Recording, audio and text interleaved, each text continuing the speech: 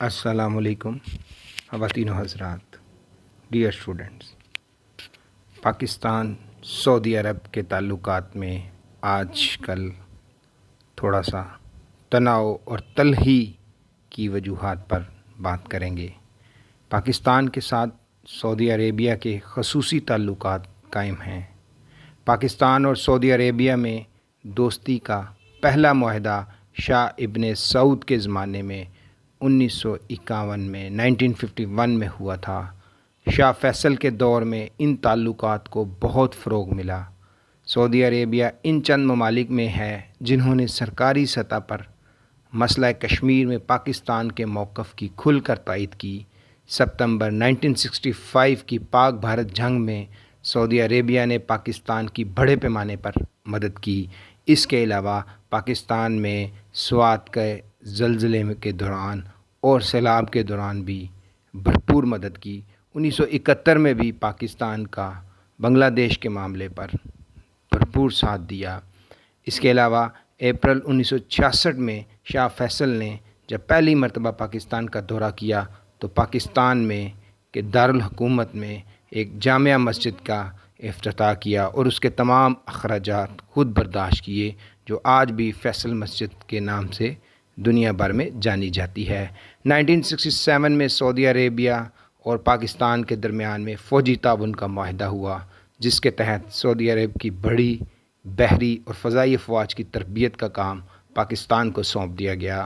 اسی طرح اپریل 1968 میں سعودی عرب سے تمام برطانوی ہوا بازوں اور فنی ماہرین کو فارغ کر دیا گیا اور ان کی جگہ پاکستانی ماہرین کی خدمات حاصل کی گئیں۔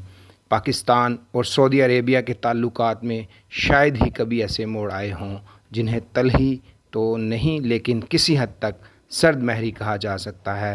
تاہم اس کیفیت نے کبھی بھی طول نہیں پکڑا، لیکن موجودہ صورتحال میں پاکستان کی تاریخ میں پہلی دفعہ تعلقات میں تلخی آئی ہے، جو شاید وزیر خارجہ کے بیان سے زیادہ سنگین نوعیت کی اختیار کر گئی ہے۔ پاکستان کے وزیر خارجہ شاہ محمود قریشی نے نجی ٹی وی کے ایک پروگرام میں کہا کہ میں آج اسی دوست کو کہہ رہا ہوں، نام لیے بغیر، کہ پاکستان کا مسلمان اور پاکستانی جو آپ کی سالمیت اور خود مختاری کے لیے لڑ مرنے کے لیے تیار ہیں، آج وہ آپ سے تقاضا کر رہے ہیں کہ آپ وہ قائدانہ صلاحیت اور کردار ادا کریں جس کی امت مسلمہ آپ سے توقع کر رہی ہے۔ OIC آنکھ مچولی اور بیچ بچاؤ کی پالیسی نہ کھیلے۔ کانفرنس کی وزراء خارجہ کا اجلاس بلایا جائے۔ اگر یہ نہیں بلایا جاتا تو میں خود وزیر اعظم سے کہوں گا کہ پاکستان ایسے ممالک کا اجلاس خود بلائے جو کشمیر پر پاکستان کے ساتھ ہیں۔ ان کے مطابق یہ اجلاس OIC کے پلیٹ فارم یا اس سے ہٹ کر بلایا جائے۔ ہمیں آگے بڑھنا ہوگا۔ ود اور وداؤٹ، یہ وہ لفظ تھا جو شاید سعودی عربیہ کے تعلقات پر تھوڑا سا گراں گزرا ہے۔ کشمیر کے مسئلے پر عرب دوستوں نے ہمارا ساتھ نہیں دیا۔ سعودی عربیہ نے پاکستان کو دیے گئے قرض میں سے $1 ارب کی واپسی کا تقاضا بھی کیا، جس کے بعد پاکستان نے چین سے قرض لے کر اس رقم کو سعودی عربیہ کے حوالے کیا۔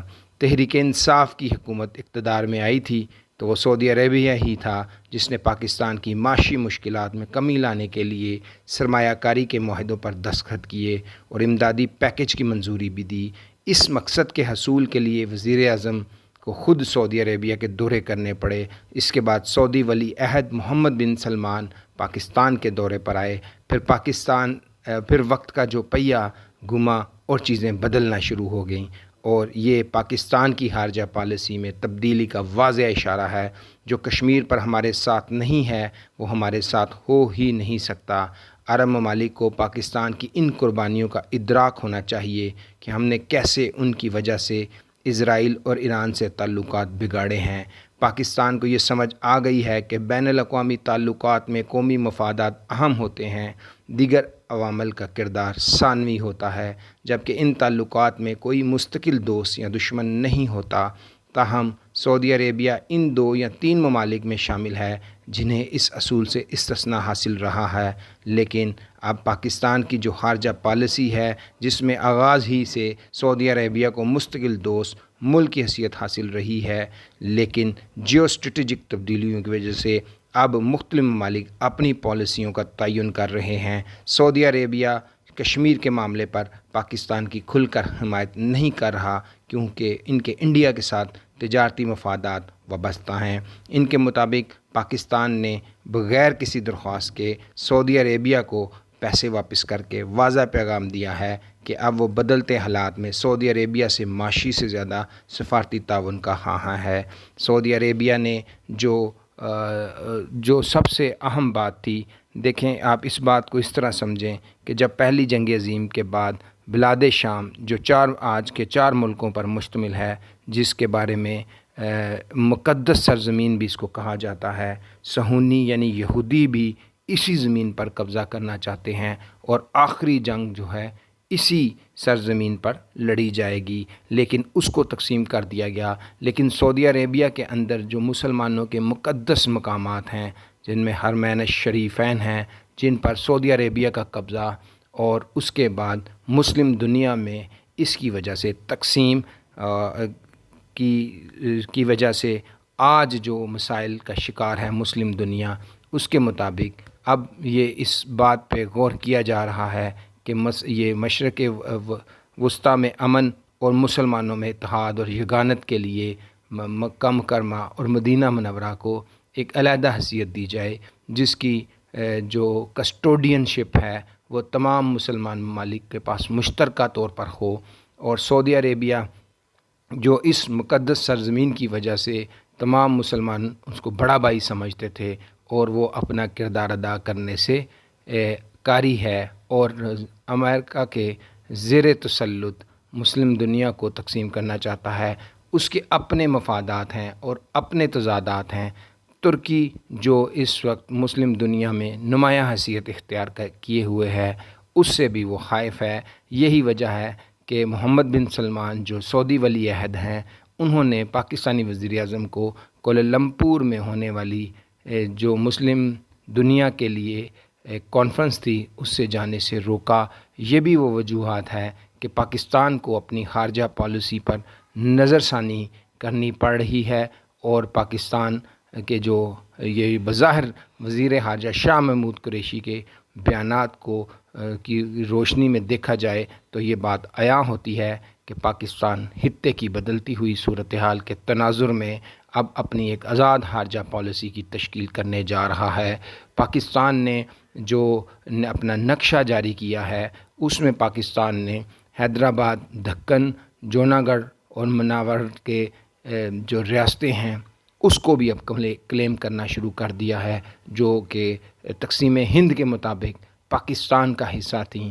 آج یہ خارجہ پالیسی کی بنیادی تبدیلی ود اور وداؤٹ کا مطلب یہ ہے کہ پاکستان اب خود انحصاری کی طرف گامزن ہے، اور سعودی عربیہ کے ساتھ پاکستان اب جو مفادات کا ہے، مفادات کی بنیاد پر ان سے معاملات کرے گا، لیکن جو حرمین الشریفین ہیں یعنی مکہ مکرمہ اور مدینہ منورہ کے لیے آج بھی ہر پاکستانی، پاکستان کی مسلح افواج اور تمام عالم اسلام کے مسلمان یکجا ہیں، اس کی حرمت، اس کی سلامتی اور اس کے تحفظ کے لیے اپنی جانیں تک لڑا دیں گے۔